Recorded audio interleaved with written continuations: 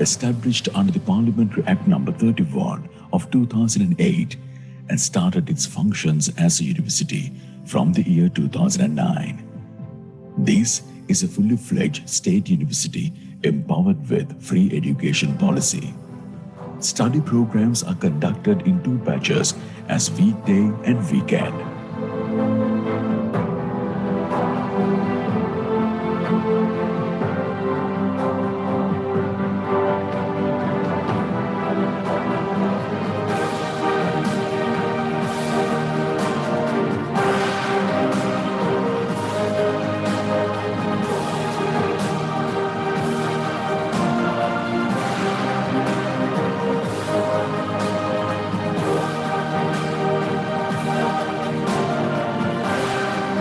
Doors are open for both National Vocational Qualification Diploma holders and GCE Advanced Level Qualified Youth, without any limitations, either by age, gender or ethnicity. The students open their hands, hearts and minds to a new learning culture here in the University of Vocational Technology. All the degrees of the university are developed with the continuous contribution of relevant industry sectors. Unique advisory level body called Industrial Liaison Committees comprised of a great combination of industrialists, practitioners and academics support each department for this purpose. These committees are advising on the developments and the revisions of curricula, student placements and work as a bridge to share technological updates and upgrades between the industry and the university. University of Vocational Technology is a member of the Association of Commonwealth Universities. Compared to the time from its origin, the University of Vocational Technology acquired its space as the pioneer of its kind. While our graduates are serving the country with their unique expertise and undergraduates are reflecting the capacities of this new way of education. These live evidences prove it all. In-house accommodation, state-of-the-art infrastructure facilities encourage students to spend their life at the university without a hesitation. No rush for facilities, no rush for life here. All the structures here are echoing the delightful and satisfied voices of Sri Lankan youth filled with endless enthusiasm. They have got their doors open to this unique place, experiencing the journey towards the future they have always dreamt of. These are the true witnesses who can make an invitation to a same bunch of seekers who can show that their hands are not empty, strongly hold on to their future ambitions, to be steady, energized, and ready to serve the nation. So, this is the key. Open the door. Here it is. The University of Vocational Technology. Lifelong learning for all.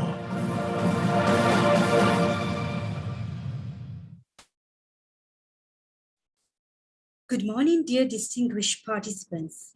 Today we are gathered here for the International Research Symposium 2021 of University of Vocational Technology. Today we will be able to witness at this gathering the contributions made by academics towards the research arena. So before we move on to the main events, I would like to invite you to rise to the university anthem.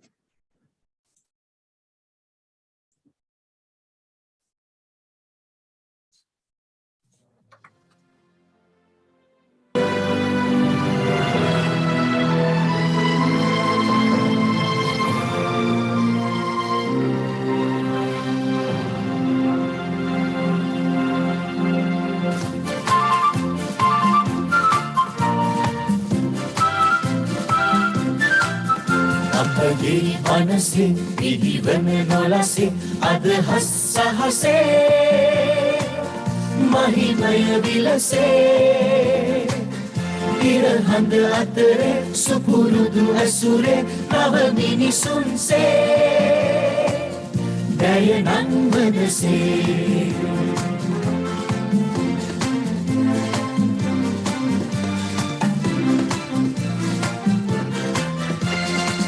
නිපුණ සුරුකමින් දිවි මග ජය ගනිමු නැගුණ හිරුවෙමින් දැය සවිමත් කරමු පිරුණු සඳ ලෙසින් මනුදම් බබලවමු නිපුණ අප මතින් නව ලොව බිහි කරමු Like a million thoughts blazed in our minds, vibrant and alive. New pathways to blaze under the sun and moon to live in harmony. A new humanity, nation to reawake.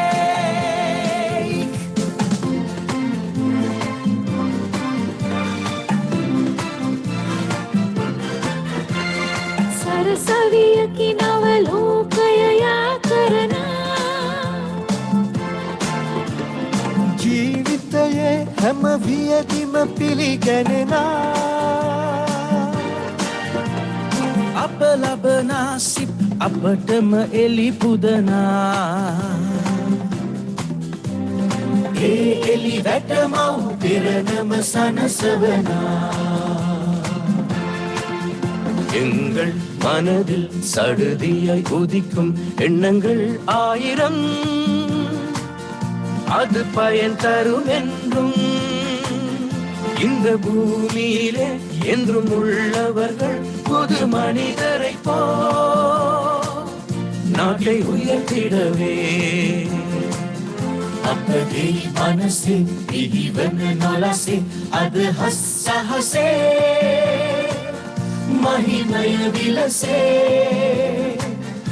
ඉරහඳ අතරේ සුපුරුදු ඇසුරේ නව මිනිසුන්සේ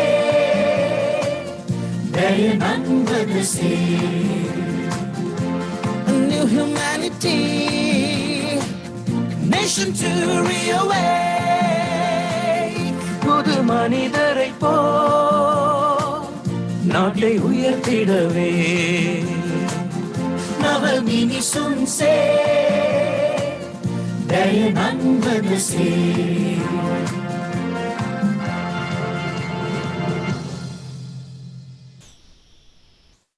In order to welcome you to this event officially, I cordially invite a strong personality behind the International Research Symposium. This event would have not been possible without this personality. Professor Chandana Jayalath, this invitation goes out to you, sir, to welcome the audience. Ayuban, good morning. I'm particularly pleased to welcome all the delegates who have honored us by taking part in this International Research Symposium of the University of Vocational Technology. On behalf of the Symposium Committee, I would like to warmly welcome the Honorable Minister of the State Ministry of Skills Development, Vocational Training, Research and Innovations, Dr. Sita Anbepola. Also, we have with us the Secretary to the State Ministry of Skills Development, Vocational Training, Research and Innovations, Mrs. Deepali Nege. I'd like to express my hearty greetings and welcome all the scientists, researchers, academics, professionals, and experts who, as a matter of fact, have come from many parts of the world and who have brought to this venue the years of studies and experience and research. I must also welcome everyone on the board whose presence confirms the importance of this symposium to our university, the University of Vocational Technology, the university colleges, the tertiary and vocational sector as a whole by and large, and the various disciplines fallen within the purview of vocational technologies. As you all know, perhaps research is what bridges theory and practice. Research is what fills gaps of knowledge. Research is inevitable for any university. It's a necessary element of any academic life. Being the only university dedicated for the students belonging to National Vocational Qualification Framework, we have a unique role to play as a university, and it must be designed carefully. In terms of research, at the time we thought of having a symposium to showcase the tangible research outcomes to a wide audience. cross frontiers. And I would say we need it to be truly international, and we decided a lot how to enhance the potentials of the vocational technologies. And we do need it to be truly international. As I said, we had a strategic action plan. This is when the Colombo Plan Staff College collaborates with us. Please let me welcome Professor GDF GLD Vikramasinghe, the Director General of the Colombo Plan Staff College, who gave us unconditional consent to underpin our efforts in all kinds of activities related to the symposium.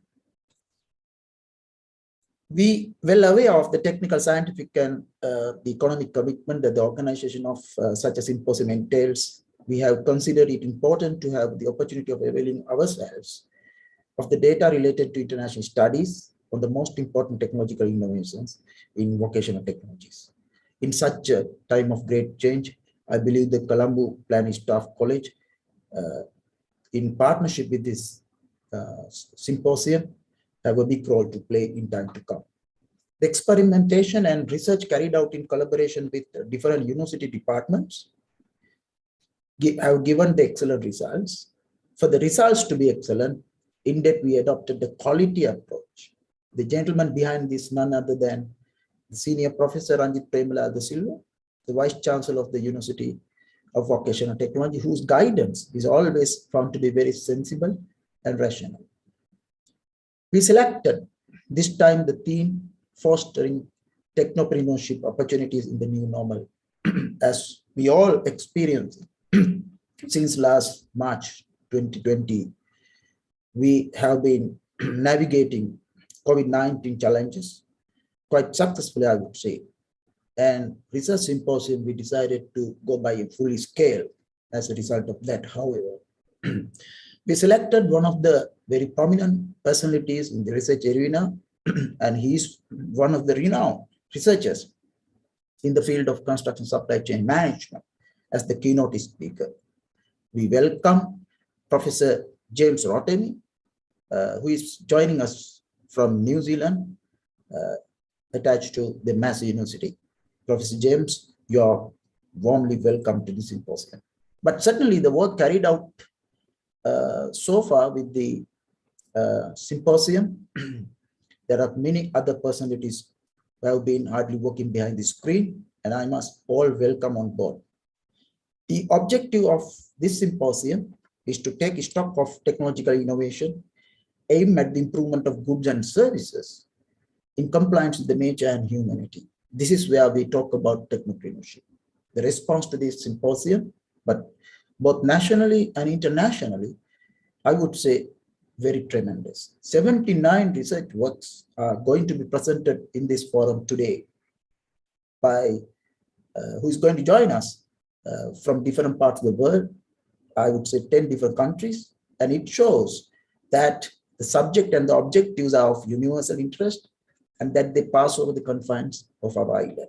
Let me warmly welcome the authors, reviewers, presenters, best paper presenter award panelists, as well as the moderators who will be acting as session chairs in this forum. I believe the symposium can become an opportunity to establish a proper research culture within the university and progress towards vocational technologies in the next normal. In fact, in this sector too, progress cannot be without having scientific research and international collaboration. Behind us, we have academic and non-academic staff and students of the University of Vocational Technology and the university colleges attached to this university. I warmly welcome you all. I therefore renew my welcome, particularly to those who have had to connect far to join us, and wish you all the best, a pleasant and fruitful stay with us. Thank you very much. Thank you, Professor. Without his leadership, we as a university would not have achieved what we have achieved so far. I warmly invite a leader who has novel vistas of the academic world. Vice Chancellor, Senior Professor Ranjit Premalal da Silva. Sir, this invitation goes out to you to address the gathering. Very good morning to all of you. The consultant Dr. Sita Arabepola, Honorable Minister of Vocational Education, Skills Development, Research and Innovation. Mrs. Deepa Lienage, Secretary to the Ministry. Professor James from Massey University joining us as the keynote speaker for our research symposium today. Professor GLD Vikramasinghe, former Vice Chancellor of University of Vocational Technology, from Staff College, Colombo Plan from Philippines. Professor Chandra Jayalath, Symposium Chair. Buddhima, Symposium Secretary. Distinguished invitees, my dear academics, other staff members of University of Vocational Technology,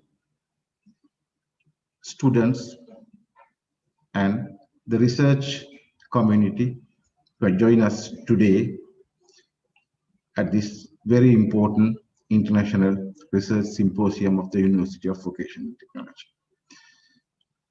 On behalf of the University of Vocational Technology, let me extend once again very warm welcome to all of you, and also an appreciation for all of your contribution to make this International Research Symposium of University of Vocational Technology a reality and a success today. The research for a university is not a new thing. As a university academics, we conduct research, we support research, we advise on research, and we get students to be engaged in useful research. But for the general community, one might think that this is something new, something we don't practice. But as I see it, as human beings, or as rational human beings, every day we engage in some sort of research in our day-to-day life. We do search, we do try to understand, we do try to explain how things happen. Basically, every day as human beings, we try to explore the nature. So we all are research oriented people when it comes to the society. But the research that we do in day-to-day life is different to scientific research. Scientific research is a very organized, systematic investigation into the nature in order to verify and establish facts. So in this scientific research, we follow a scientific practices, a scientific protocol. Whether our research or whether our scientific research be basic research or fundamental research, or whether it be applied or I would say empirical research, we try to explore the behavior of the nature. We try to do this through a very organized, systematic way. Not like the research that we do in our day-to-day life. We investigate the background information. We search the literature. try to collect as much information as possible in order to find out what others have found, what others have explained, and from the knowledge pool that is available in the scientific domain, we try to develop further. We try to contribute further through our organized research activities so that it will contribute to the furtherance of science.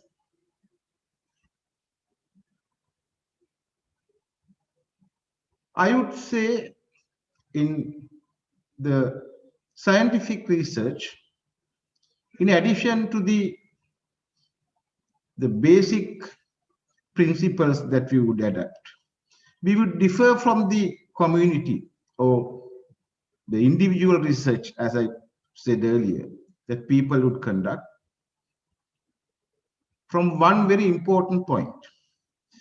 Because when we find something individually, personally, in day-to-day life, we might tell our family, we might discuss this with friends, we might discuss with neighbors or a few others, but we don't communicate the research findings scientifically and document these findings for future references. In scientific research, one of the very important key component is the communication of research findings. One of the objectives of today's International Research Symposium of University of Vocational Technology is also to facilitate that communication of scientific information for the benefit of scientific community. So that is a very, very important component in research when it comes to the scientific research. As scientists, if you don't communicate, if you don't publish, people say the scientists would go for a natural death or they will perish, either publish or perish. So as scientists, as academics, it is our responsibility to engage in research, explore into nature, whether it be development work, we can develop machines, we can develop various processes, procedures, we can establish certain facts, but unless we communicate this information to the benefit of scientific community, we have not completed our task in research as academics or scientists. So it's very important that we publish our work, and International Research Symposium of University of Vocational Technology is a forum where the researchers in the technology sector to join hands together, come to a single platform to discuss, to present, to evaluate, to propose various research themes and components related to the research that we have done. So it's very important to keep the communication, especially scientific communication, alive for scientists and researchers. I'm very happy that we have received a very good response from the scientific community in submitting research papers for the presentation of this symposium. And also I'd like to thank the organizing committee for preparing the proceedings of this research symposium and making it available at the beginning of the conference, the symposium. With my experience in organizing conferences and symposia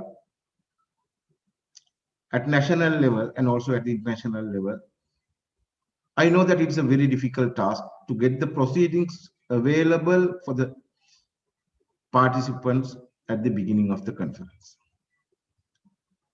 a lot of editing work and review process need to be completed.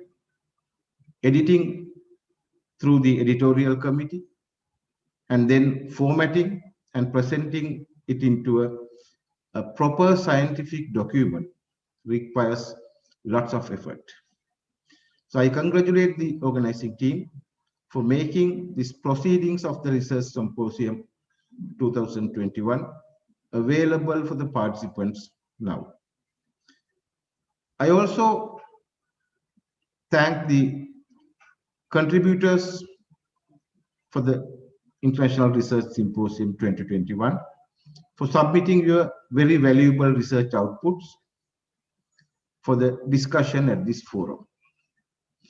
I am sure in this research symposium, during the plenary session, the keynote address, and then the various technical sessions that will be conducted parallelly will showcase the profile of research outputs in the technology sector in the country, which can be used for the benefit of the humankind in the future. The theme of the research symposium is fostering opportunities for the technopreneurship in the new normal. So I'm sure when I went through some of the research papers that have been submitted to the research symposium, these research themes are relevant to some of the developments in the new normal. It is important for the researchers to adapt into the situation, conduct research in the present context with a very good understanding of the expectations of the society, and then the research outputs will become more applicable, practical, and useful for the society.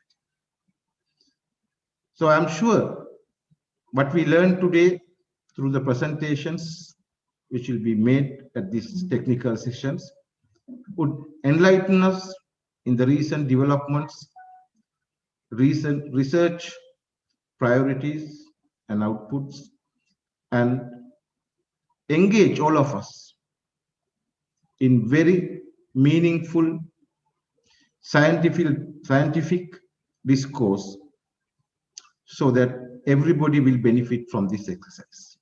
While congratulating the organizing committee for successfully organizing this very important international research symposium, and also while thanking our partners in the Staff College of Colombo Plan,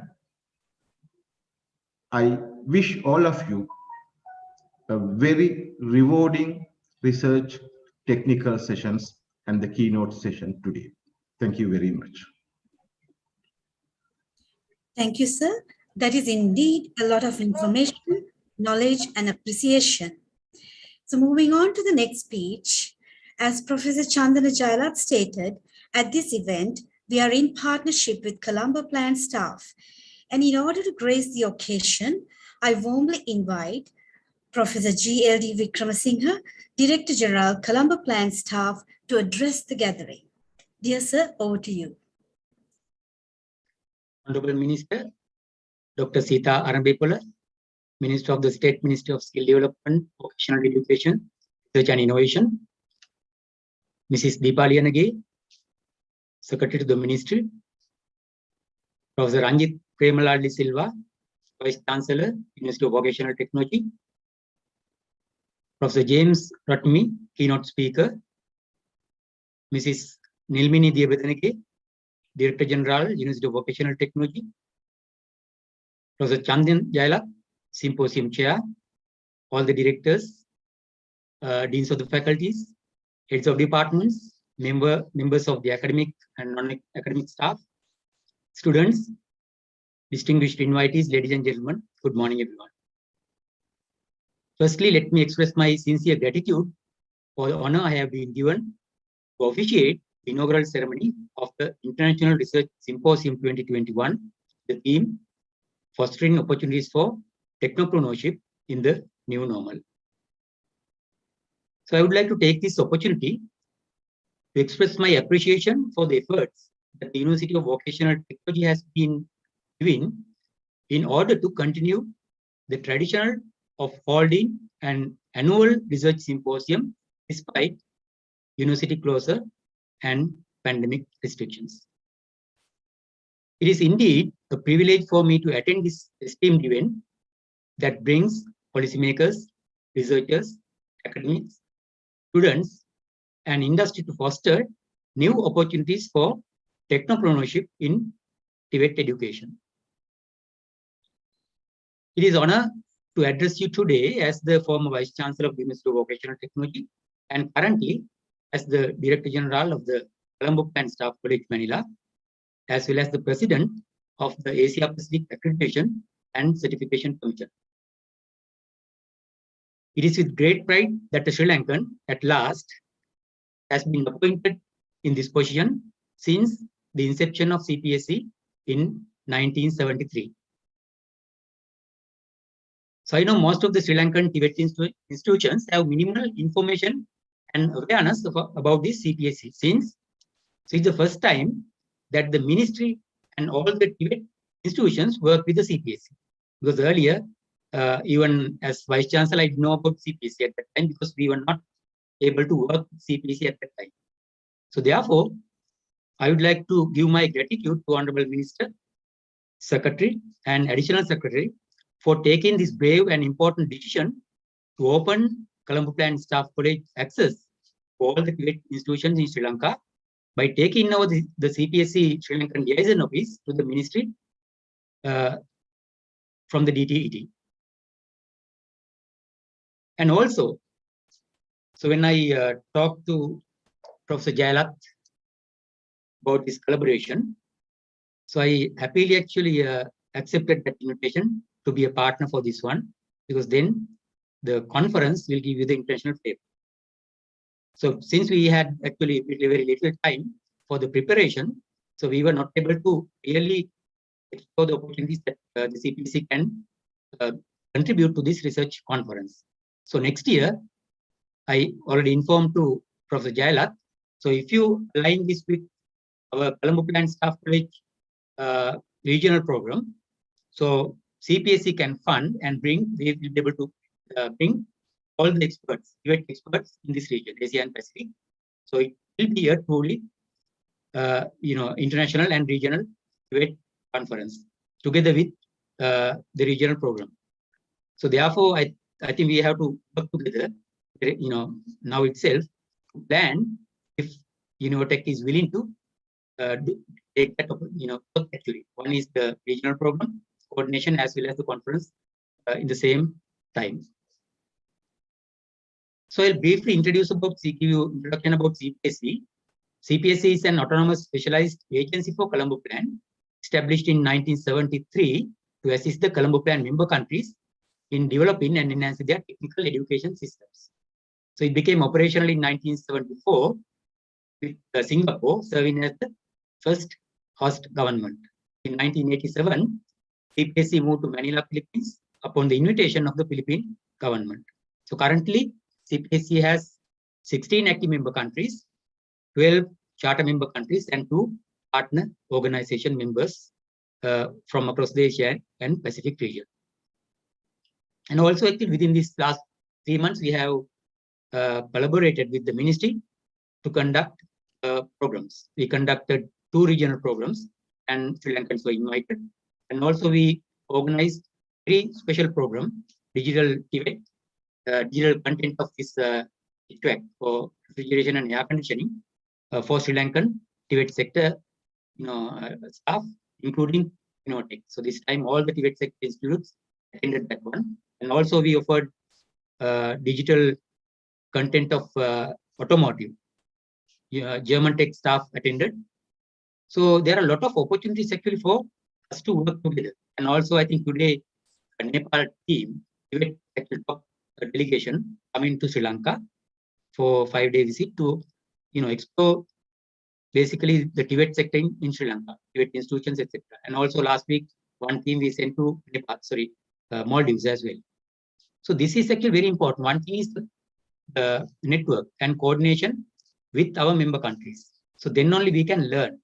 And the other one, to be honest, I took this both. Maldives also went through Sri Lanka because it will bring dollars to Sri Lanka, which is very much needed in this stage. So in this symposium, I think Professor Ranjit already explained about the importance of research and what is scientific research and laid a good foundation for this conference. So I thought, because we will be able to, listen to so many papers and, introduction about this entrepreneurship, techno-entrepreneurship as well. So I thought, because our Honorable Minister of Research and Innovation and also the Secretary of the Ministry and the policymakers are here and the academics are here, the main drivers of research and innovation. I thought of taking you through the government policy decisions taken to promote research, its implementation and effectiveness in higher education and also to Tibet, because there's a big gap. The government level or the policy level, clearly there are policy decisions taken to promote this research. But unfortunately, number one, they have a doubt whether even academics are aware about that one or policymakers are aware about this one.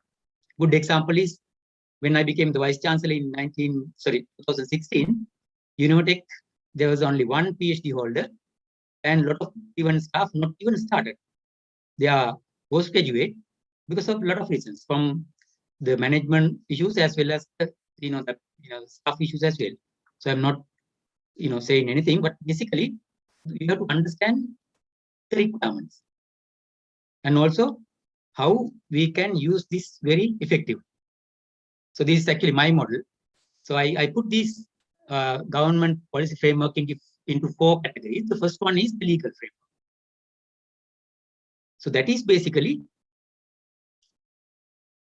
the government motivate academics to do research by enforcing it as a compulsory and legal requirement. So basically, staff, academic members of the universities must do research degree.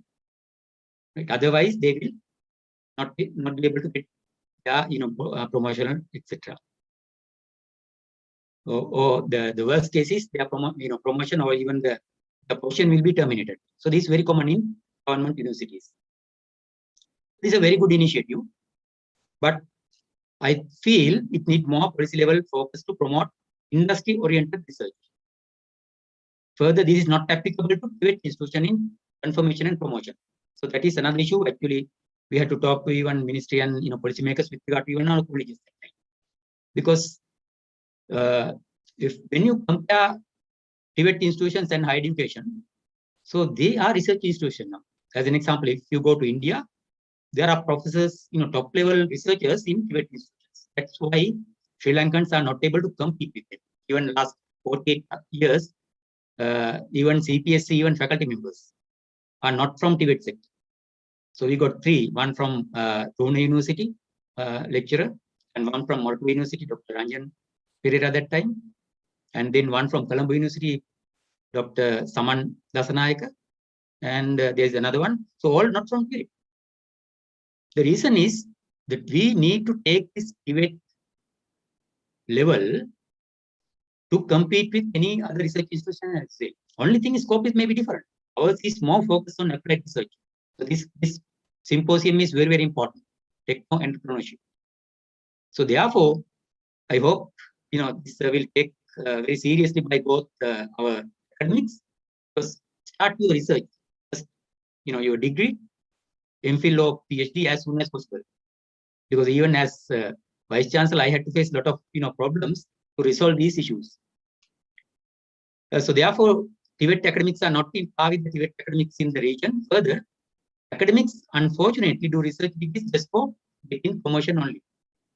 So it's common for Tibet or even universities and higher educational institutions as well. Once they get the promotion, senior lecturer with a PhD, they say that's it, finished. So in Sri Lanka, I don't see research degrees creating much impact on society and the economy. That is the problem. Most of the research work is limited to thesis and publication. So research degrees and publications are good, but getting a PhD effortlessly from questionable institutions are very common now. There are so many institutions, we don't know whether they have office there, giving degrees. So a lot of people now tend to get MBAs, PhDs, a lot of degrees from those, maybe within 1 year, 1.5 years, etc. So that also leads actually the quality, degrading this quality of our research. So therefore, the purpose of the mandatory research degree to promote research culture in Sri Lanka and the higher education, I believe, is slowly becoming lost. So therefore, I think the ministry is very relevant now, because even research and innovation is one. So therefore, it's mandate actually to look into this. Because as an example, my colleagues, a lot of colleagues, we were in Manchester, we all did industrial research. So all got patents, we went to industry, every month we have presentations for the industry. So that flavor is not there. So because I'm not saying it's bad, but that is one requirement, legal requirement, we have to do a research. But at the same time, the overall level, the government level, we have to see the contribution from this research to our economy and our society. Because we are in a very, very bad state now, because we not concentrated on this as a country. The second category is motivating to research with the financial rewards. This is also government policy. So that means we have to do research to get that financial benefits. So the idea is actually promote research cultures in higher education. I don't know whether even certain extent it works. Now I see after this implementing this policy, research allowance, a lot of people now at least do research and publish. That's a good trend. But we have to take that from this normal research. Some people just even give a proposal and get research relevance. So we have to gradually raise the bar. The initiative is good, but from there onwards, we have not taken it to the higher level to promote real research, impact research. Further, higher weight was given for research publication and professor promotional schemes. So it's not actually given as an example. Some people do a lot of innovation research, but the issue is it's not giving enough weight, because sometimes you publish certain areas, it's very easy to get publications, etc. But stressing this is also very important. So these initiatives help to improve research publication, but they still not have much impact on our society and the economy because of that reason. Because the focus is only publications. And also the issue is the journals as well, because sadly it is also become a business now, this publication, which lead to lost credibility as the same way as obtaining a PhD, just like that. Also, impact applied research and innovation is not getting enough weight on those promotion schemes. In effect, everyone tries to do survey type, basic research, or as I mentioned you, these private institutions, since they are easier to publish and get more citations. Consequently, there is no motivation or reward for those who are doing applied research and innovation and commercialization that need more effort and has more social impact and economic impact. So the third one is again another scheme from the government, motivating academics on ethical perspective on research. So I must say research, you should do research based on that one. There's no pressure or pushing by the government or any institution to do it.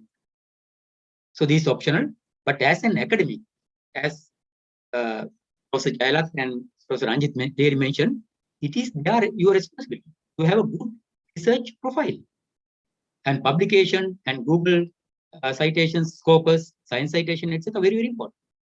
So the thing is, this depends on how the individual has the moral obligation to be a good lecturer and a researcher, and also to contribute to the society. So this is promoted using, as an example, Presidential Award for Scientific Publication, Innovation Awards, University Awards, and among others. So some universities and departments and faculties took this very serious, especially medical faculties. When you observe, you can see this year, majority of the global rank researchers, Sri Lankan researchers are from medical faculties. So they do a lot of research. So therefore, the very important thing is technical and engineering research, applied research, because that directly contribute to our economy. So as the ministry and also universities, it's our responsibility to somehow motivate and push, or maybe we have to raise the bar, to be honest, all these categories, the third one as well. So still the majority of the academics do not take this one very seriously about their research profiles or awards. So they just want to hang around and, to be a lecturer and, after 60 or 65, retired. So that attitude is there. So we have to change it. Certain disciplines, the competition is high and they want high profile. The last one, which is very important, which is the optional one, so maybe you might do, so therefore a lot of people not do in terms of research, is that that is the most important for the country. And it is the real, I think, corporate social responsibility, or the university and government responsibility. So that is industrial research, patents and commercialization. Not enough weight is given for this, right? Even lecturers, if they do, they are not getting any benefit. Because when I was in Manchester, my professor got separate funding. He will be able to handle that one. Get funding from governments, from donor agencies, and all this, and then they can manage it. But here, if you want to do research, sometimes it may take 1 year to get even small, maybe CISA or something like that, even paper from this bureaucracy. So research should be given. Those who are not all, those who are very good backward researchers should be given, flexibility to do research. So therefore, to enhance university reputation and global ranking is very, very important. So most of the developed countries rate the professor's performance based on how much funding they bring to the university and how much patents they get, how many patents are they able to commercialize it. So therefore, if Sri Lanka want to promote this techno-entrepreneurship culture in the universities as well as in the industries, the country needs to promote the real research culture of the universities, because you have to start from there. That's the easiest place to promote this techno-entrepreneurship. So it's very important, this innovation, product development, commercialization. So ladies and gentlemen, so therefore, I think we have to move to the top as much as possible. Even we have to tighten the bottom as well. As an example, legal one, we have to give kind of promotion to do more industry research. So ladies and gentlemen, much has been written and discussed about this techno-entrepreneurship from a number of policymakers, academics, researchers in different conferences and forums. So these, I believe, are readily accessible through publication, etc. So therefore, I'm not going to touch. And also today, topic is also that one. So most of the papers will address that techno-entrepreneurship, the importance of that one. But the issue is, again, with this techno-entrepreneurship on Sri Lankan context are not properly researched or understood, properly understood. So fortunately, this conference will give ample opportunities to the participants in enhancing their knowledge on technopreneurship and even presenting the research finding to the potential partners to convert these research into perhaps prototype, innovation, product development stages. When I have gone through the papers, I observed most of them are very highly technical and directly related and applicable to product development stage. Further, directly promoting technological research into product development and entrepreneurship is the need of the day. So therefore, techno-entrepreneurship in essence is a convergence of technology, entrepreneurship, and intrapreneurship that often results in much improved outcomes. As an example, most of the companies now, even especially in apparel, they even label our graduates, they recruit and they promote into that one, they train and they want to become intrapreneurs and techno-entrepreneurs. And when I searched that one, I found one good example for this one, that is founder of Durian Zilla. I remember this food in the department is doing a lot of work on this one, and alumni of Unotech, Miss Himali Suravira. So she I think very well established that entrepreneurship. Right? Compared to other universities, Unotech has great potential in promoting this techno-entrepreneurship, since most of the students, because I know that their capabilities, they get a lot of awards, competitions they won. So they have hands-on skills as well as they have very good practical knowledge on the subject. Therefore, Univotech must promote innovation and research incubation and this techno-entrepreneurship. So university already started, I know that incubation with the Department of Agriculture and Food Technology. Therefore, all stakeholders, including governments, business, educational institutions, and individuals, should react in a systematic and consistent way to promote this techno-entrepreneurship education and culture to overcome the challenges and threats caused by new normal and also, this fourth industrial revolution. I mean, a lot of, innovations attached to this one. So finally, the distinguished guests, ladies and gentlemen, let me congratulate all the presenters and thanks all the participants for joining at this conference. And I wish that the benefits fostered in this event would not end here, but will flourish into positive rewards in promoting technopreneurship, education, and research in Sri Lanka. Thank you. Thank you, Professor. That is indeed food for thought for upcoming researchers like us. So moving on to the next item in the agenda, it's a speech by Mrs. Deepa Liyanage, Secretary to the State Ministry of Skills Development, Vocational Education, Research and Innovation. And with this regard, a recording will be played.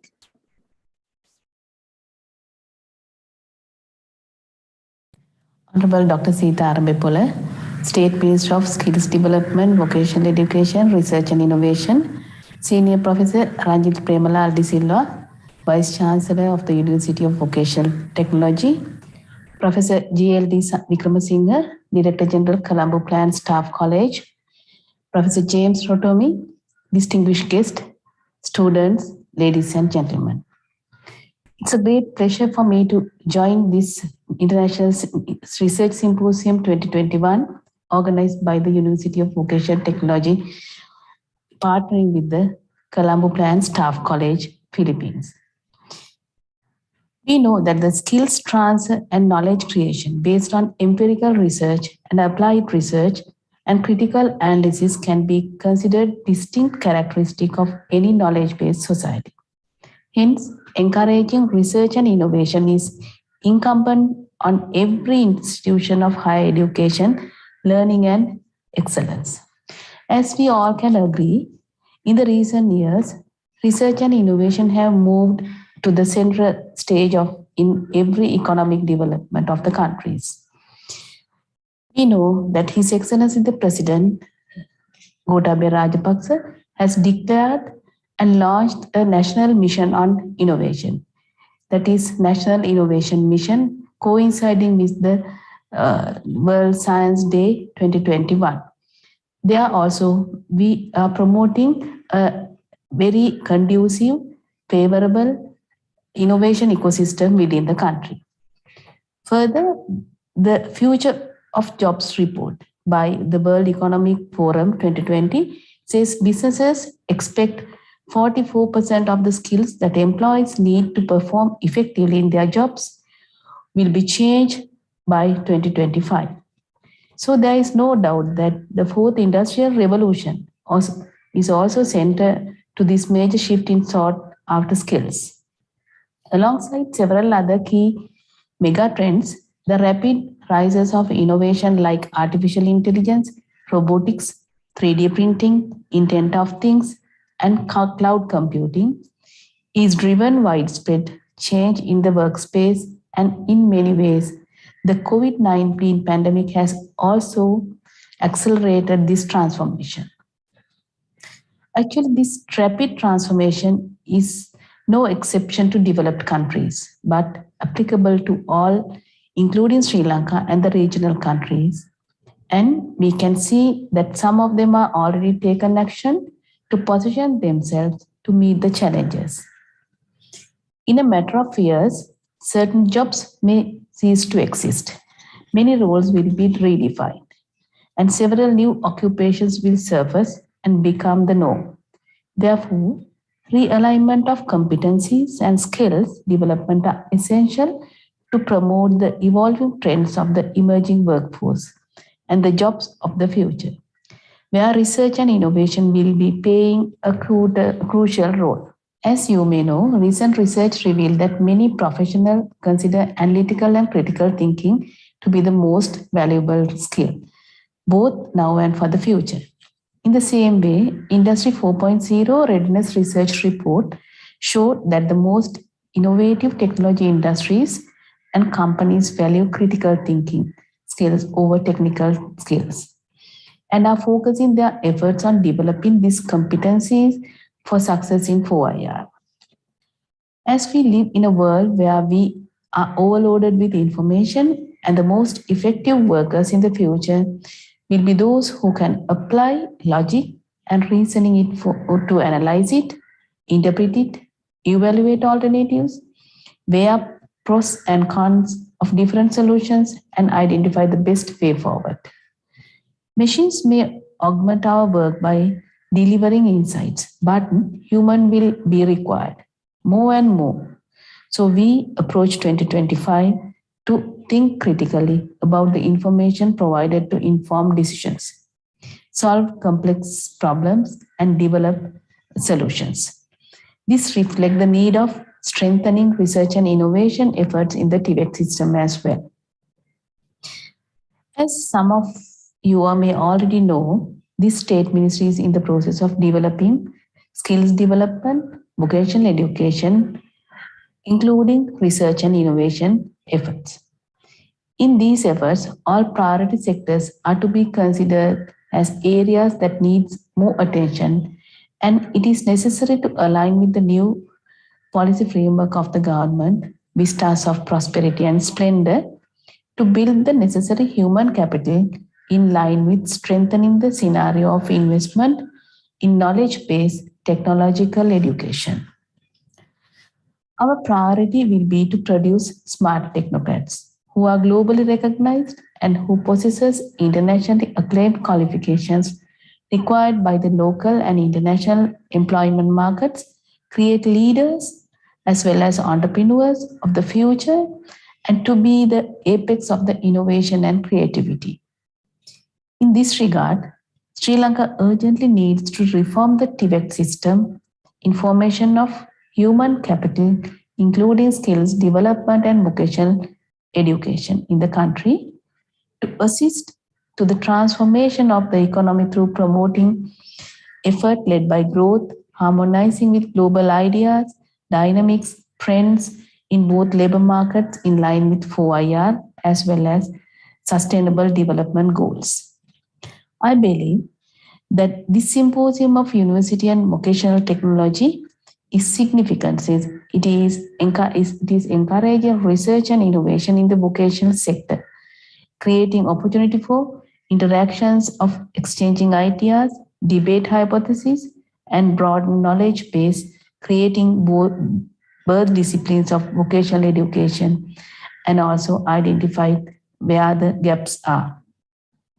With this, it is strongly felt the importance of promoting research activities, and I am quietly happy to note that there are many research presentations on this research symposium to be delivered by students covering many areas, which is seen as an encouraging factor towards strengthening research activity for the strengthening as well as enhancing the system of vocational education in Sri Lanka. So once again, I can say that I'm quite confident that this research symposium would immensely help and contribute to the effort of producing necessary human resource and the human capital, enabling Sri Lanka to be in the forefront in the future world of work, offering state-of-art technology with excellent quality.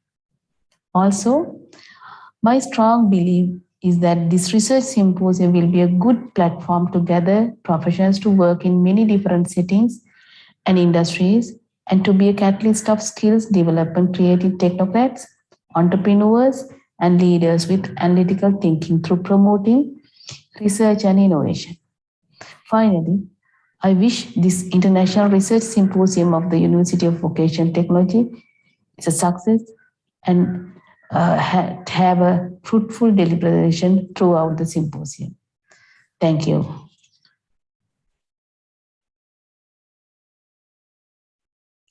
Thank you, Madam. I now cordially invite a personality who has taken the vocational sector to greater heights during a challenging era. Honorable Dr. Mrs. Sita Arambe-Pola, State Minister of Skills Development, Vocational Education, Research and Innovation. Madam, this invitation goes out to you to address the gathering. Good morning, distinguished guests, invitees, ladies and gentlemen. At the onset, let me extend my sincere congratulations to the International Symposium 2021 of the University of Vocational Technology, the pioneer university in the Tibet, Sri Lanka. As the minister responsible for this sector, it gives me immense pleasure to be part of this significant event, and I especially appreciate the fact that you have been able to launch its annual international symposium at such a grand scale, despite numerous limitations and challenges caused by the pandemic. The research symposium is the yearly showcase of the erudition of its academic community, and it gives opportunity to share new knowledge created by the academics all over the world as well.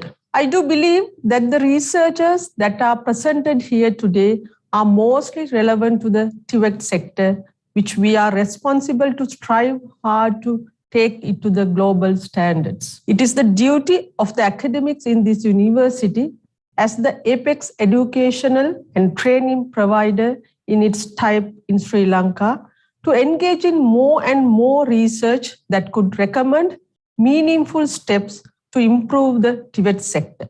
Everyone agrees that Tibet is of crucial importance of country to prosper, and it is the main power in its economic growth, which eventually contributes decisively to the social and political stability. However, it is questionable whether the country has paid its due attention to it, even though some remarkable reforms have been introduced during past 2 decades by introducing competency-based training, competency-based assessment, national vocational qualification framework, and establishment of a university, which is yours, the University of Vocational Technology. This symposium coincides with the national level skills reawakening program, Jatika Nipunata Udana 2022, program that the ministry has planned to launch.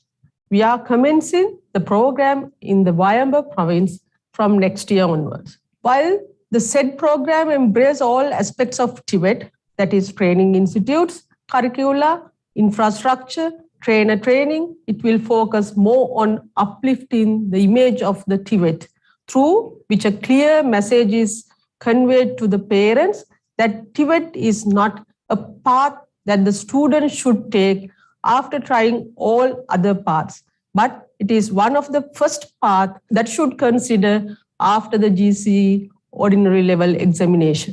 However, we should know that the students and the parents will change their pattern of thinking if and only if they see that we are ready to deliver quality training.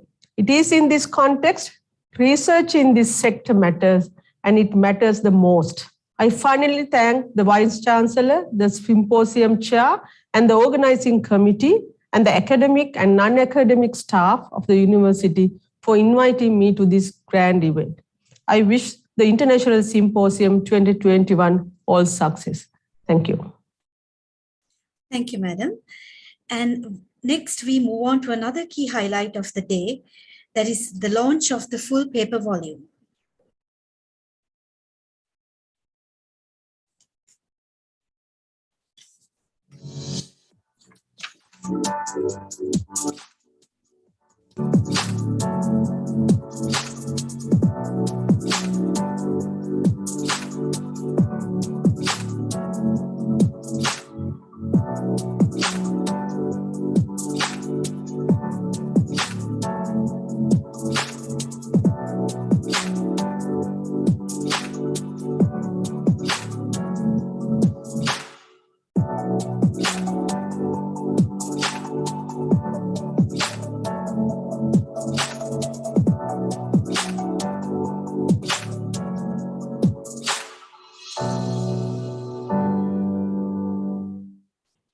Let me brief you a bit on the timeline of the symposium. It all began with the Academic Council paper on selecting chair of the symposium, approved in the month of August 2021, which was presented by Professor Chandana Jalat, the chair of the symposium. Then the Research Symposium Committee and Scientific Committee was approved in the month of September. Call for papers disseminated with a deadline of 30 November 2021 was carried out. We have received 122 research papers, and the number of authors that contributed to the symposium were 360 from 12 countries. But the number of papers that were accepted were 79. So what were the quality approaches that were taken? Reviewers were all PhDs in the relevant discipline. Similarity index using software below 20% was considered. Double-blind review process was adopted. Editorial review was undertaken. Language editing was taken up, and Harvard referencing style was used. Proceedings to open journal system promoting index and citations was introduced. ISSN registration was implemented. Best Presenter Award scheme was introduced. And then finally, we became in partnership with Colombo Plan Staff College. So that was a little briefing on the launching of the research proceedings.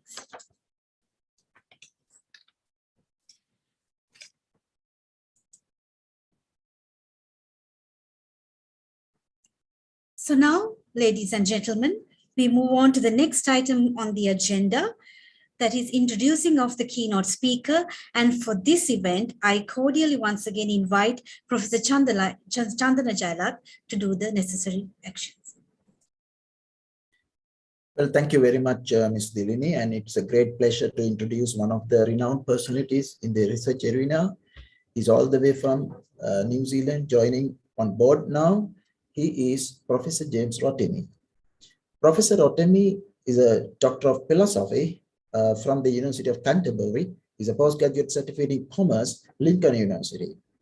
He's also a Master of Science in Ahmadu Bello University and a Bachelor of Science at Ahmadu Bello University.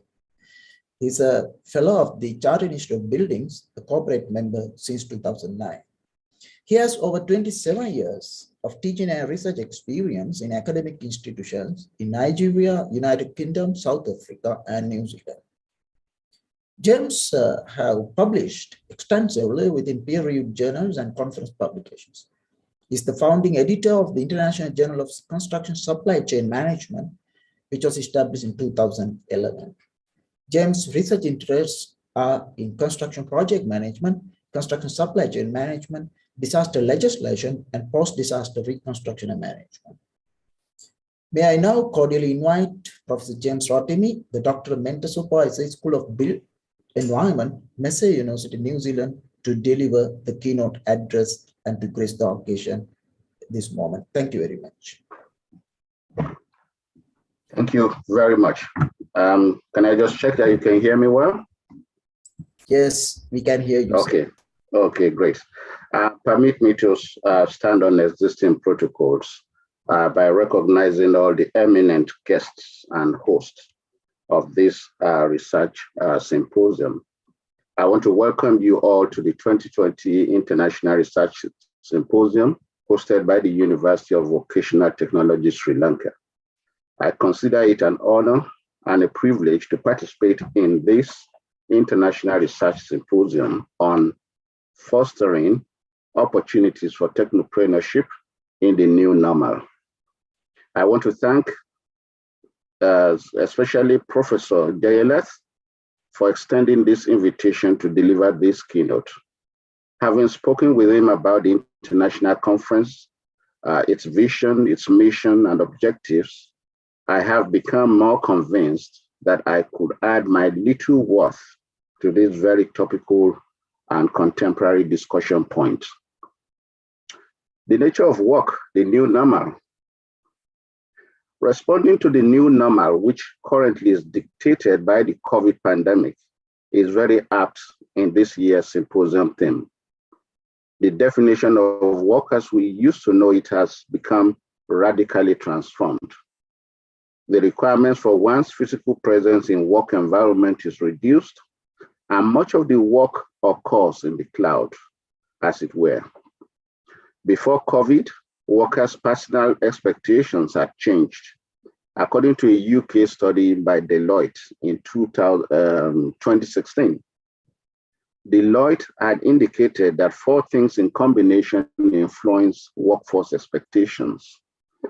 These are the workforce demography, rapid changes in digital technology, changes in business operational models and innovation, and the new social contract that now exists between employers and employees. With workforce demography, Deloitte found that there are currently in display 2 age-related extremes in workplaces. On one hand, you have the millennials, who are much more mobile and hardly spend more than an average of 16 months at one employment. And on the other extreme, you have the baby boomers, the over 60s and so on, who are still working out of financial necessity. The second influencer of work is the rapid changes that we see in digital technology, such as the Internet of Things, 3D printing, augmented reality, virtual reality, machine learning, and so on. In combination, these are shaping the way work is done. Thirdly, the Deloitte study talks about the rate of change in business operational models and innovation that is requiring businesses and, more importantly, their management to become more agile, quick to change, and a lot more flexible in their approach to doing business. Thus, we find a culture of collaboration, information exchange, and pursuing a differentiation strategy appearing more in business, compared to previous adversarial relationships among business competitors. Fourthly, the Deloitte study talks about the rise of a new social contract between employers and employees, where workers now demand an enriching experience, demanding that employers contribute significantly to their personal development in manners that allow them to grow, in manners that allow them to rise quickly through the ranks, and so on. There's also now an increase in flexible working arrangements, part-time, contract works, and so on, that could enhance workers' aspirations for a work-life balance. I dare add that some of their submissions may explain the rise of the new set of entrepreneurial spirits that desire their independence, supported by digital technologies, and more recently, Industry 4.0. It is said that over 30% of the global population is connected somehow, particularly through social media, where they can interact, where they can learn and share information. The fourth industrial revolution has had a major impact on businesses. For instance, production environments require less human physical involvement to much more remote interactions between supply chains. In a recent article by Lee and Company titled Intelligent Manufacturing Systems in COVID-19 Pandemic and Beyond, Framework and Impact Assessment, Lee and Co. provide some descriptions of the possibilities offered by intelligent manufacturing systems that could create safer working environments through automation. Lee and his team were quite optimistic that the modern day production outfits could leverage on existing technologies, wherein a combination of the cyber world, as in computers, artificial intelligence and networks, and the physical world, as in mechanical devices, equipment, sensors, and so on, within a closed system can work with very limited needs for human workers. In a nutshell, this study, the study by Lee and his counterparts, consider that automated production assets, such as production robots, autonomous vehicles, other intelligent control systems can be interconnected with ICT that is based within a cloud server. Work activities can be scheduled through this complex system where sensors connected to the production assets determine their operational status and can vary production as may be required. They conclude in their study that the critical applications required are adaptive planning, big data analysis, and sustainable production. I encourage us to read more about these possibilities and what is required to make this work further. What is highlighted from this study is that current circumstances require radical change in mindsets, changes in approaches at the demand and supply side of every venture in this day and age. The entrepreneur and technopreneur. It is necessary to rationalize that the modern day entrepreneur needs to be more proactive. They will need to up the ante. They will need to see opportunities where others see challenges and act on them quickly. By nature, entrepreneurs are individuals who pursue opportunities without regard to the resources that they currently control. In other words, they are those who refuse to be limited or constrained by their circumstances. They pursue their dreams so long as there's profit to be made. Normative literature has summed up the qualities or psychological characteristics of entrepreneurs to be creativity, daringness, and aggressiveness. Thus, entrepreneurs are creative-minded. They are imaginative, they are inventive, they have the ability to think outside of the box. They tend to see further than others. Entrepreneurs are daring, they are brave, courageous, adventurous, bold, and fearless. And most importantly, they are not risk averse.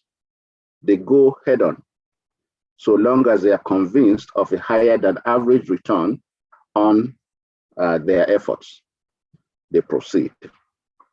Finally, the entrepreneur is naturally aggressive. They are success-driven individuals who confront ventures with determination. They do not take no for an answer.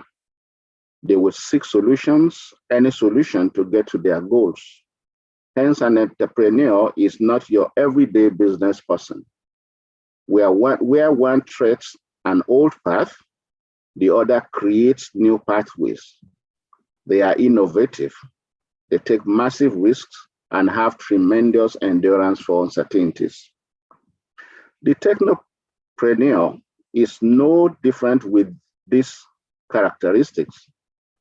However, they have an added-on quality of being able to create solutions using technologies. This blending between entrepreneurship and technology aligns with the new normal, radical, innovative, and with a ravenous appetite for risks. The theme for this international conference is therefore appropriate and fitting with the current realities post-COVID. In the promotional for the conference that I read, there were allusions to the challenges of creating technopreneurs for Sri Lanka. The aspirations to create individuals who could access foreign technologies, international markets, and financial opportunities that could upscale their ventures and consequently the general Sri Lankan economy. So what are the training needs for these technopreneurs? And this is the focus in this speech, the role of academia in cultivating this new generation of technopreneurs. How universities can create characteristics in individuals for creativity, daringness, and aggressiveness, as I've alluded to previously.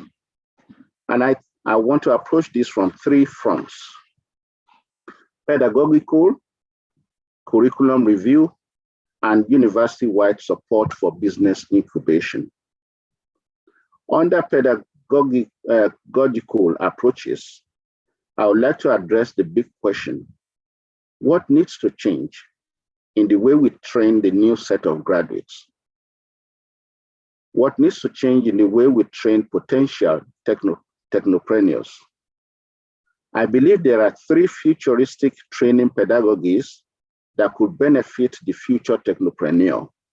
These are immersive learning, gamification, and blended learning. These three methodologies are based on active learning principles, where you involve students more in the content being delivered, making the students more responsible to their learning by getting them to apply and transfer knowledge better. In active learning, students retain knowledge better when they are more participative in the learning process through discussions, case studies, workshops, scenario-based role plays, and so on. Such training approaches are useful in opening up the students' thinking horizon to many other possibilities and solutions that exist or that could exist. Their training must mimic real-life situations as much as possible, providing alternative solutions to situations as if the students were going through that situation in real life. Immersive learning relies on simulation of artificial learning to get the trainees to get immersed in the learning in a way that feels like experiencing an actual work situation. The content of an immersive learning methodology grabs their attention. They learn by doing in an atmosphere that could be considered leisurely, as if they are playing. Two technologies that could facilitate immersive learning are virtual and augmented reality, VR and AR. Both of these use computer technology to simulate real-life situations. So an artificial environment can be created to make learners completely immersed in the learning process. For instance, in teaching construction technology courses with virtual reality, one could bring construction sites to students by using HoloLens. So instead of the students going to construction sites, we are bringing the construction sites to students. So with this device, the HoloLens, they can walk through virtual construction sites, interact with construction firms, watch videos explaining construction systems and methods, and click to get more detailed information on 3D images visible through the HoloLens. Gamification, on the other hand, involves game playing of work scenarios. The use of games is not entirely new in training, but its use has expanded into learning situations where games were never considered possible previously. Gamification opens up the creative minds of trainees to think outside of the box about the alternative solutions to real-life problems. With gamification, one can simulate running a business, alter certain variables. For example, you could alter the risk or the return and the constraints in the business and check what effects suggested solutions may have on an organization's profit, for example. Such game-based exercises could provide teamwork skills for assuring business performance and enables trainees to apply sound decisions to complex problems. There is already an explosion of a host of game-based educational at different levels of training that departments or universities can invest in and should invest in. Both immersive learning and gamification need to occur within a conducive learning environment, not the traditional learning environment where knowledge flows in one direction. that is knowledge flowing from the teacher to the students. Blended delivery methodology therefore demands more self-directed learning. A flipping of the classroom mentality occurs with considerably higher levels of learner involvement in their own knowledge development. So students engaged in course materials before classroom sessions, which involve predominantly discussions, scenario-based activities, games, and role plays. Again, the main idea here is to create an expansion of knowledge and ideas beyond what has been provided in the learning environment or within the university. Cultivating in the technopreneur a liking or a habit for research and for actively seeking knowledge from their training days into real life. Following on from pedagogical changes is the curriculum review that is necessary for all qualifications that maybe universities have identified or selected to cultivate technopreneurs in their university. Those qualifications must take account of the skill sets needed for technopreneurship, some of which I have alluded to in my opening presentation. These are skill sets such as ability to take risks, creativity and innovativeness, leadership and visionary abilities, subject matter knowledge or expertise, being technology savvy, being open-minded, are but a few skills that deserve mention. Creating graduate profiles or set of attributes by technopreneur for this qualification requires a conscious but determined approach to reflect technological, professional, and transferable skills into the curriculum. A greater than usual level of business acumen, finance, digital technologies, communication, and interpersonal relationship skills must be embedded in the modern day curriculum. Furthermore, a curious mindset needs to be developed through a whole range of research activities that the future technopreneur will be involved in during their study within the university. You have rightly identified in the conference flyer the need to partner with agencies of change, such as the Ministry of Skills Development, Vocational Education, and Research and Innovation. All of the initiatives within the Sri Lankan system are pivotal to the university's curriculum design efforts because they have to align well with the goals of those change agencies. Finally, I would like to conclude by pushing the case for the creation of a business incubator or a business accelerator and co-working spaces or related schemes within the university systems in Sri Lanka, if they do not already exist. This is a good opportunity to develop strategic linkages and synergistic relationship with high-tech businesses, whether local or international, new or existing. Partnering with deep tech startups or existing companies can elevate research within universities and create the necessary expertise among staff and students to think commercially. In New Zealand, for example, we have the Callaghan Innovation, which is New Zealand's innovation agency that provides grants for PG students when they partner with high-tech businesses. So PG students jointly tackle solutions to a business problem with their supervisors and a partner organization.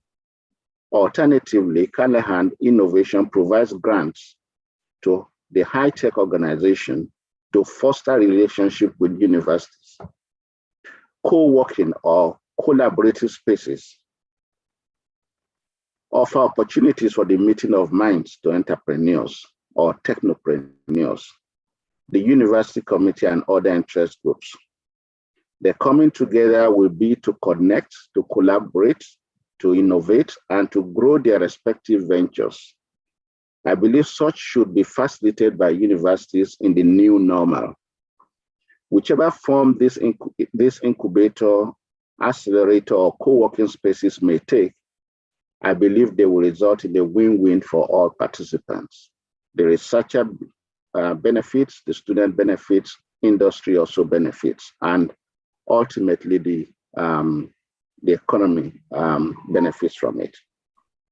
At a much smaller level, universities could encourage the development of business ideas and concepts by their faculties through contestable grants to students and staff. Faculties could be provided support by their universities through regular training, mentoring programs, and workshops that could cultivate innovation, entrepreneurship, and technopreneurship in their students and staff. I hope by this little piece of mind, I've provided convincing arguments for the role of academia in fostering technopreneurship in Sri Lanka. Thank you so very much for your audience. Thank you, Professor, for sparing your time to share a wealth of information. So, dear distinguished participants, we will be moving on to the next item on the agenda, a panel discussion. So before we move on to the panel discussion, there will be 4 members in the panel discussion. Out of 4, I will be exhibiting 3 profiles of 3 personalities. Professor James Rotimi's profile, as it was earlier exhibited, I will not be representing it. So let me commence my presentation on the profiles. To start off with, the chair of the panel discussion, Senior Professor Ranjit Premalal De Silva will be the chair of the panel discussion for today. Professor Ranjit Premalal De Silva is a Sri Lankan professor of agricultural engineering and former vice chancellor of the Uva University. He is the founder president of Geoinformatics Society of Sri Lanka and currently the vice chancellor of University of Vocational Technology. Senior Professor Ranjit Premalal De Silva is the acting director and CEO of National Institute of Fundamental Studies, Hantana Kandy. He is also advisor to Dr. Sita Arambepala, Honorable Minister Skills Development, Vocational Education, Research and Innovation. Senior Professor Ranjit Premalal De Silva obtained a bachelor's degree in agricultural science from University of Peradeniya and later obtained a master's degree in agricultural engineering from Asian Institute of Technology, Thailand. Senior Professor Ranjit Premalal De Silva received his doctorate in agricultural engineering from Cranfield University, United Kingdom. In 2011, Senior Professor Ranjit Premalal De Silva was appointed as the second Vice Chancellor of Uva University. Prior to his appointment at Uva University, Professor De Silva was a professor of geoinformatics in the Department of Agricultural Engineering at the University of Peradeniya. Now I move on to the next panelist, Professor GLD Vikramasinghe. Professor GLD Vikramasinghe was appointed as the 12th Director General of the Colombo Plan Staff College in Manila, Philippines from 1st of September 2021 for a 3-year term. He is the first Sri Lankan to hold the position. The Colombo Plan Staff College is an intergovernmental organization and autonomous specialized agency of the Colombo Plan established in 1950. CPSC, as it's well known, was established on 5th December 1973 to assist the member countries of the Colombo Plan in developing and enhancing their technical education systems. It became operational in 1974 with Singapore serving as the first host government. In January 1987, CPSC moved to Manila, Philippines upon the invitation of the Philippine government. On his academic qualification, Professor GLD Vikramasinghe obtained his PhD from the University of Manchester, UK in the year 2003, MBA, University Sri Jayawardhanapura, Sri Lanka in the year 2008, a PG certificate in Learning and Teaching from the University of Arts, London, United Kingdom, 2006, BS Engineering First Class Honours Degree, University of Morato, Sri Lanka in the year 1993. His professional qualifications include CEng MISL, Corporate Member, Institution of Engineers, Sri Lanka. Now I move on to the next profile, That is none other than the chair of the day, Professor Chandana Jayalath. Professor Chandana Jayalath is a professor in quantity surveying, chartered quantity surveyor, accredited mediator, and expert witness. Professor Chandana is a member of the Chartered Institute of Arbitrators, United Kingdom, a fellow of the Royal Institution of Chartered Surveyors, United Kingdom, and a fellow of the Institute of Quantity Surveyors, Sri Lanka. He is a principal author of the first ever nominative dictionary of quantity surveying, principal author of the Guidelines for Construction Adjudication in Sri Lanka. He is instrumental in setting up ICTAD in listed construction adjudicators. He was a member of the drafting committee to the Civil Engineering Standard Method Measurement of Sri Lanka. He has also conducted over 80 continuing professional development sessions internationally. He is a mentor for RICS, MBA, MSc, and LLM postgraduate studies, a counselor to assessment of professional competence of the Royal Institution of Chartered Surveyors, United Kingdom. So let me move on to his academic qualifications. Professor Chandana Jayalath has obtained a Doctor of Science Management of Engineering and Technology with a cum laude honorary distinction from the University of California, Southern University. And his Master of Science in Project Management was obtained from University of Moratuwa. Postgraduate Diploma in Construction Management was obtained from the University of Open University, Sri Lanka. And once again, a postgraduate diploma in International Mediation, Queen Mary and Westfield College, University of London. And his BSc Honours in Quantity Surveying was obtained from University of Moratuwa, and he too possesses many memberships that is professionally renowned. So dear panelists, I could warmly invite you. And in order to moderate, Senior Professor Ranjit Premalal De Silva, sir, I cordially invite you to moderate the session. Thank you. Thank you. Welcome once again for this session. And I'm sure that there will be some questions from the participants as well.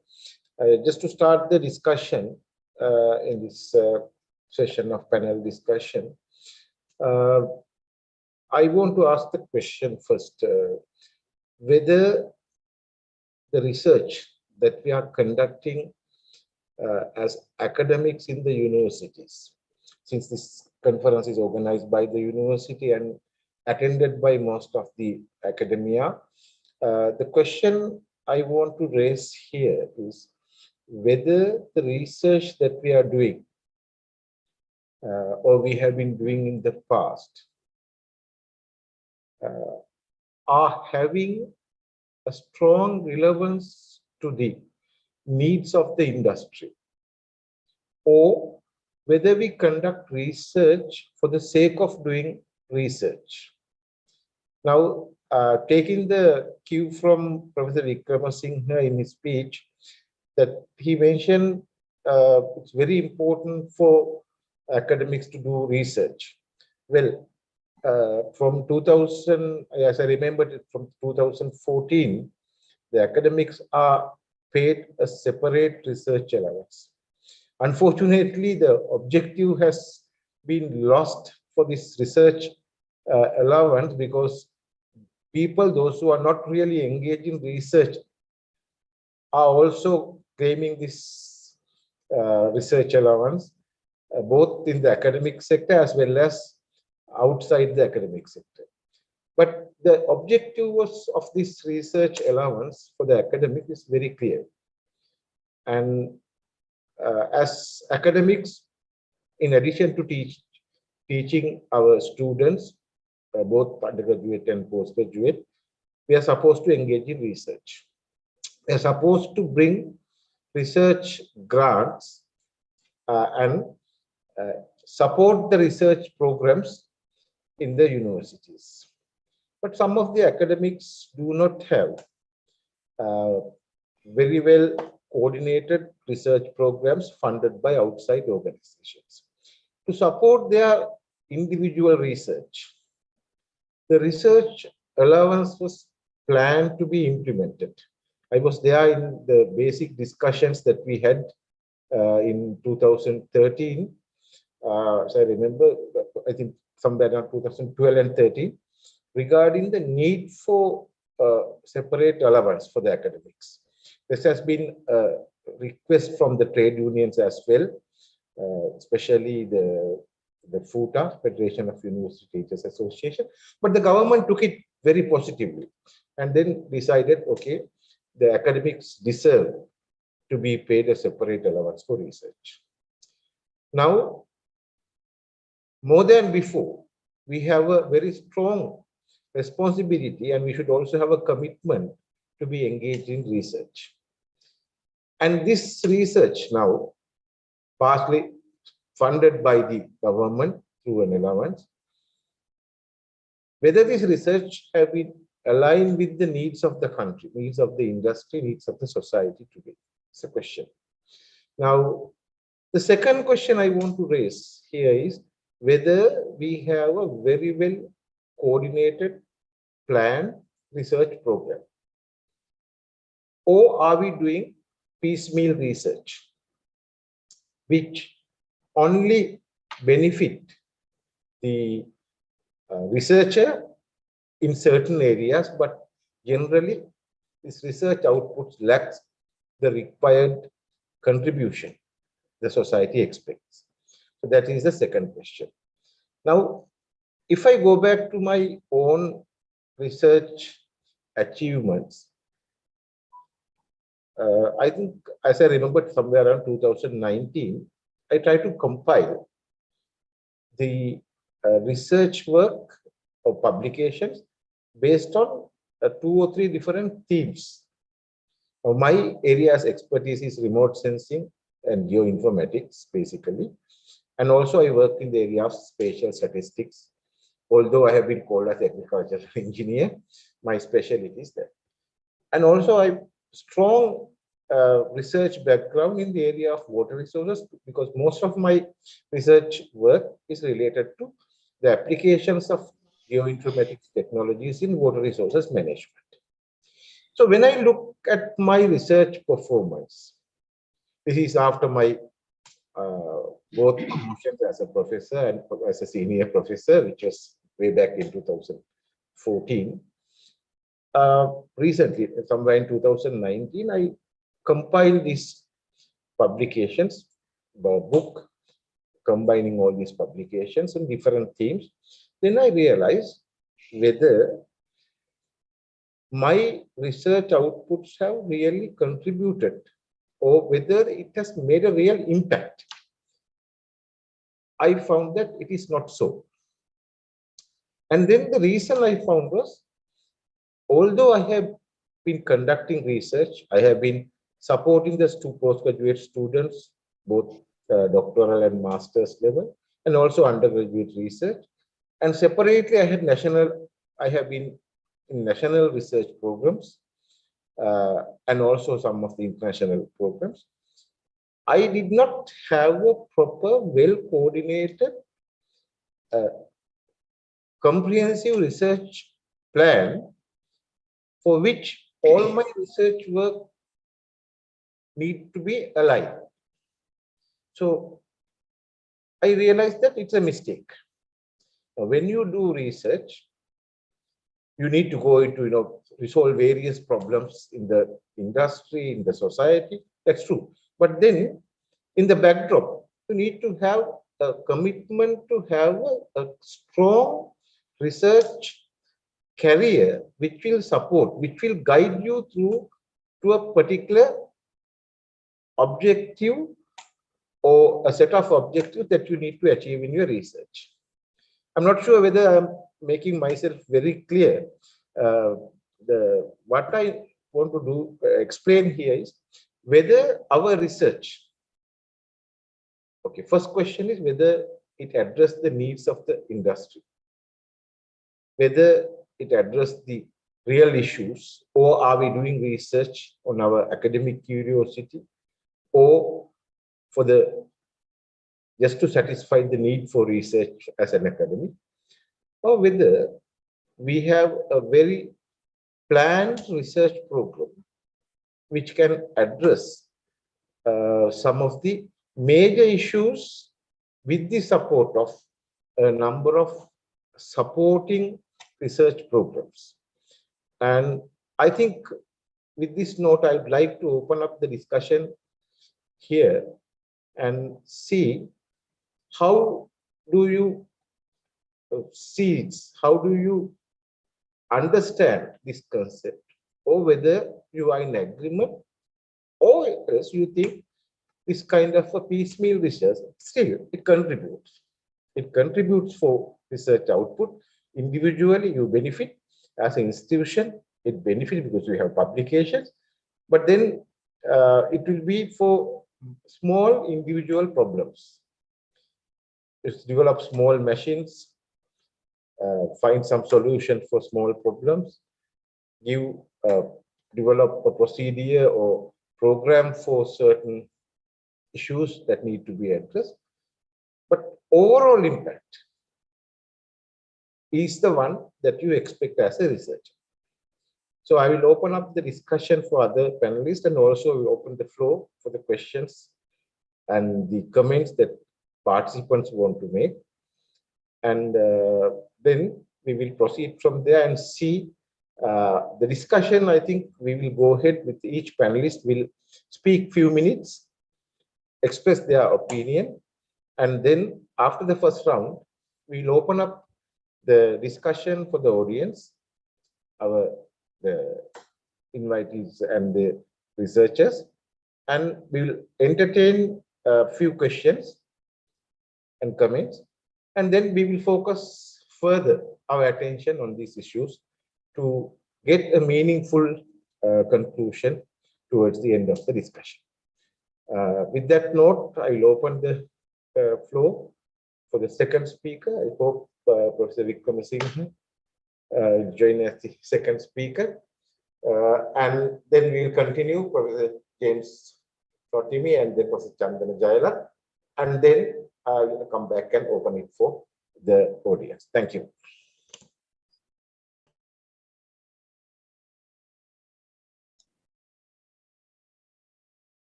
Thank you, Professor Anjit, Chairman. And I think it's, I'm very happy that you have taken, this point based on my speech. So I actually, purposely, decided to take this up because it's very, very important for Sri Lanka now. Not now, it's already late actually, we are now. But we have to take this innovation part very seriously. If you consider developed countries, even Korea, Singapore, China, Japan, all these countries recently, they developed based on this entrepreneurship, innovation, and product development. Because you have to contribute to the economy. So that is the theme of my presentation. So, and also then I actually gone through the model I get from the corporate social responsibility. There are 4 categories. So I put all these factors, what the government doing, what we do into that one, and analyze, what happened to this one. So therefore, even though government actually, as you clearly mentioned, so the government taken initiatives, maybe based on certain request or from the unions or maybe the universities or CVCD, so introduced. But my feeling is once it's introduced, there is no proper mechanism to monitor and evaluate performance of that one, especially to the impact for the society and the economy. Because as an example, the research allowance, we'll start with the basic one. First level is a must one, that is the postgraduate qualification, research qualification, either MPhil or PhD. Right? If you take that one even seriously, perhaps now most of the Unitech and University of Vocational Technology and our college and other stuff also there. This is still, I think, not resolved, because when I became the Vice Chancellor in 2016, the priority was not given.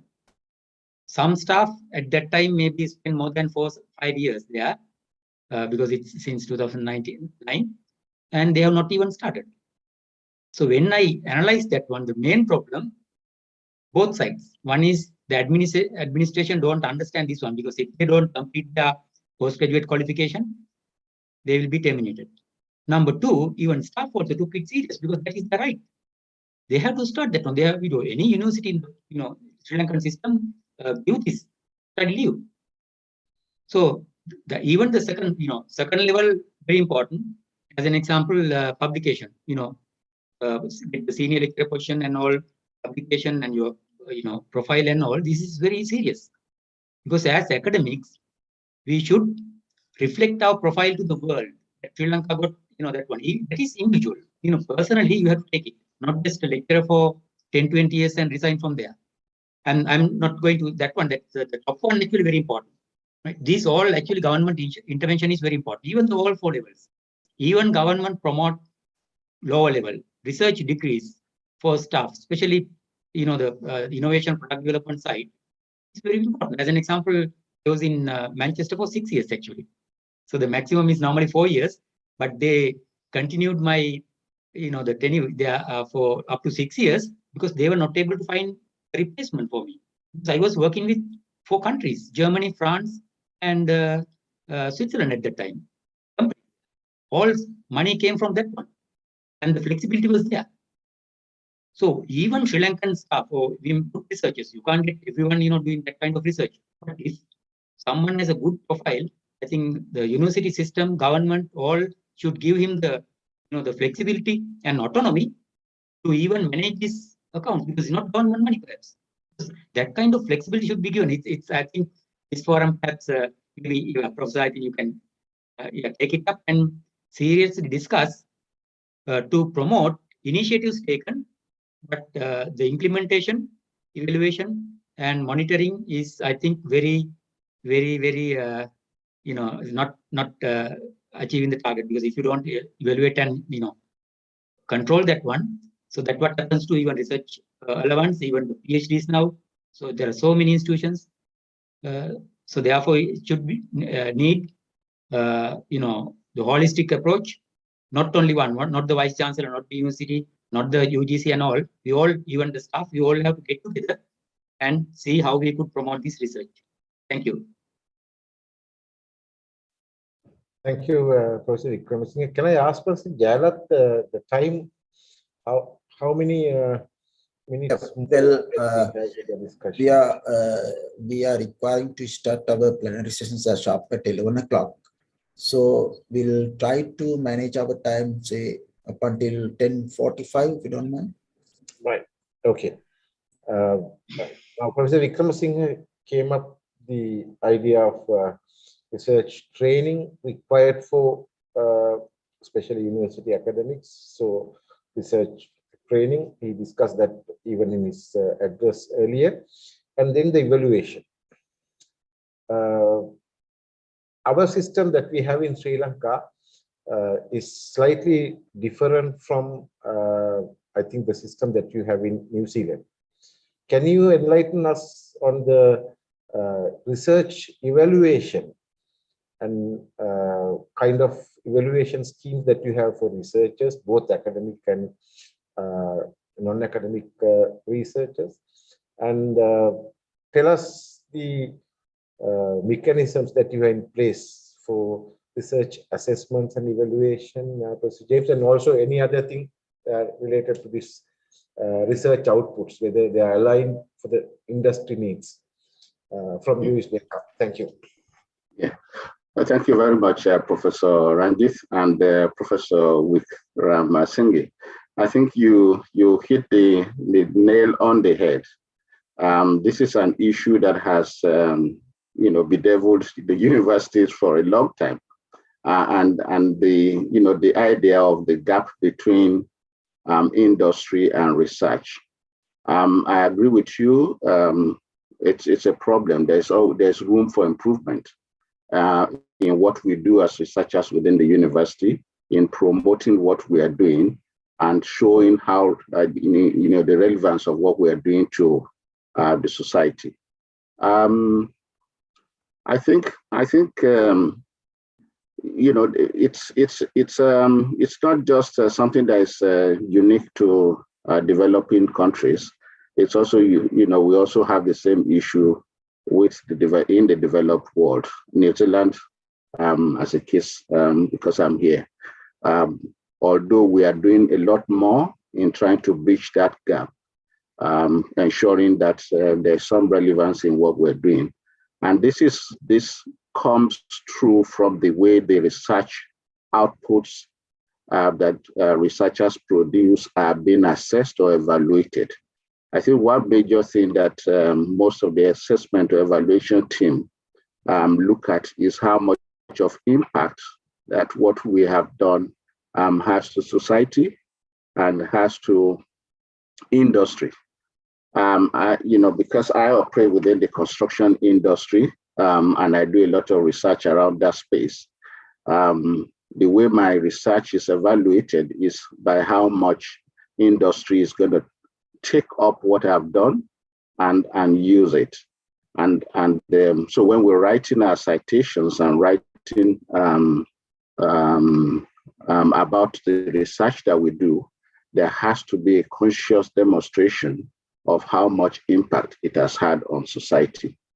So the evaluation of our publications now focus more on that. So it's not just on the quantity, but also on the quality, and the quality has to do with the impact that it has on society, the impact that it has on the general economy, the impact that it will even have on industry or the sector in which one belongs to.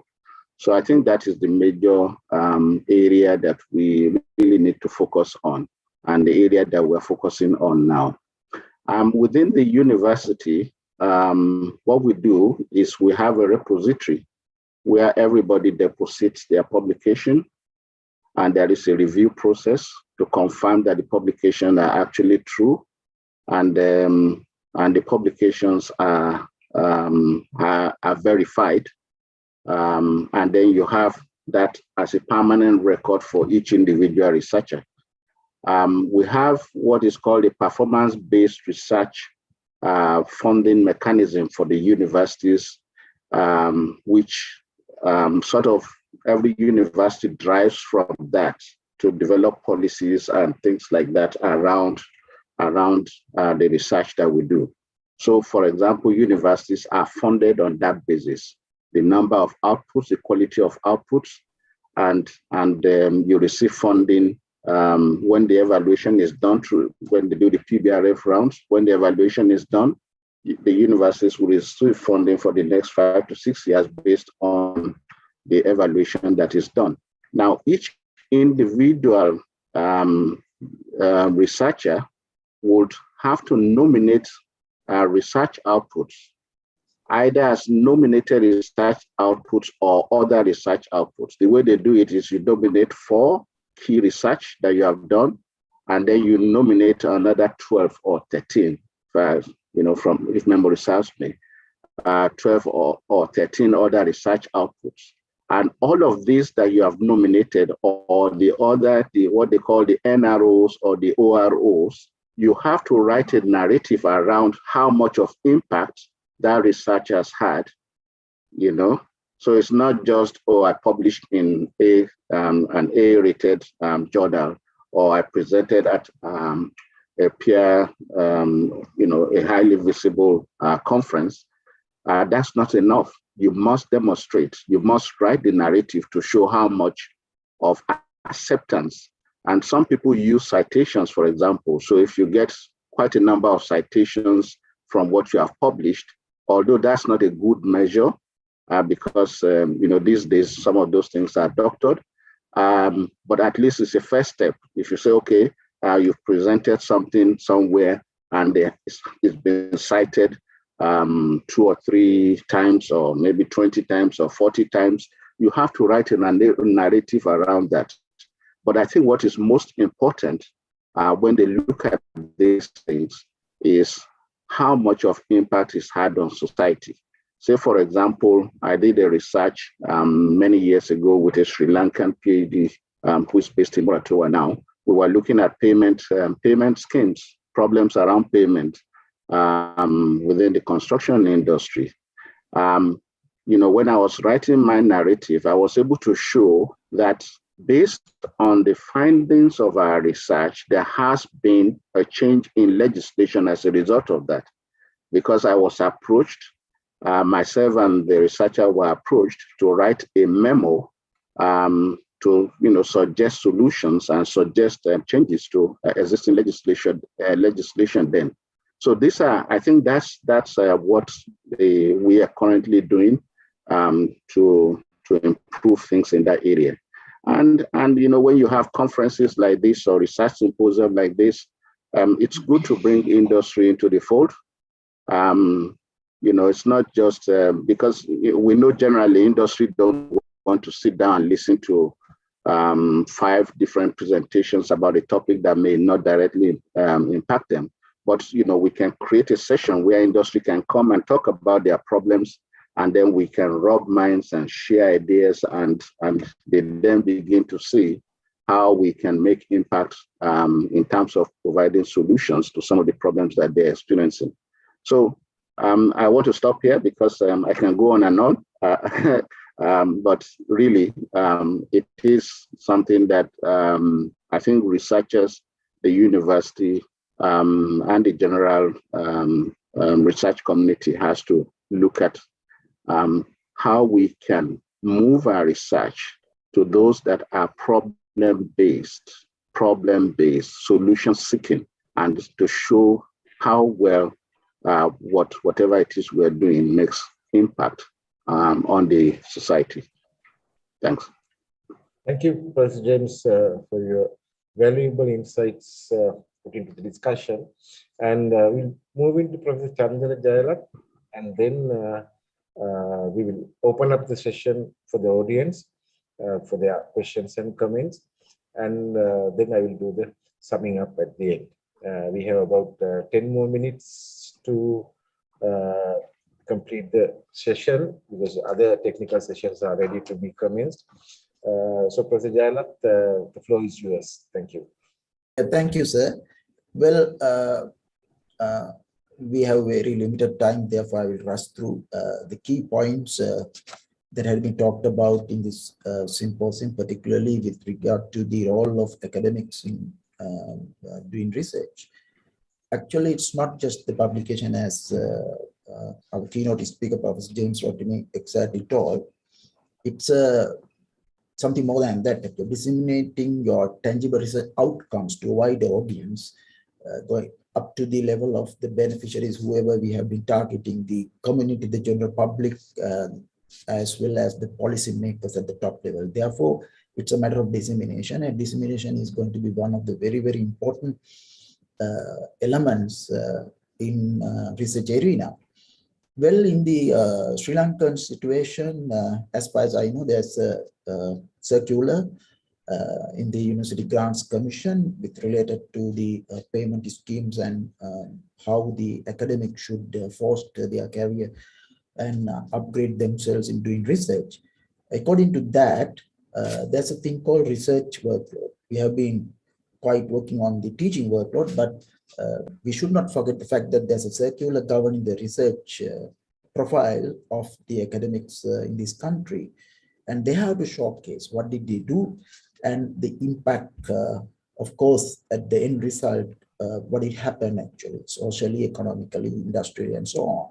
So research workload is something that we have to take up seriously, and it will help boost up and foster, establish the research culture of a university also, on the other hand. And also the quality of the research outcome. Now we adopted, of course, proprietary software system to detect the plagiarism, if any. And we decided as a policy, as a matter of quality, we adopted the similarity index. All the papers must be lower than 20% actually. And we, although we received 122 papers, it came down to 79 papers because of this situation. So I think it's a good initiative. And in the university, we have now adopted the research, coherent research payment scheme. That scheme is something that's comprehensively done using the similar research payment criteria adopted by the other university in the country. So I believe these are a couple of steps that we took quite urgently, having understood the importance of doing proper research and inculcating the culture of research within the university. So I think a symposium like this would help much more than that of a coffee table kind of informal discussions, because not only because the network, but to boost up knowledge and some sort of a appetite among the academics to, think about their research profile. So I think I wish everybody will take up this matter quite seriously, because without which we are just showcasing our products and that's all. We have to have something more than that, I believe.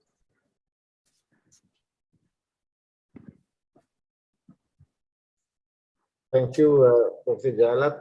And from the question and answer channel, Dr. Varahen has proposed focus on innovation management as a mean to get the quality and effective applied research. So innovation management is also an important area, and that can be also used to get and evaluate the effectiveness of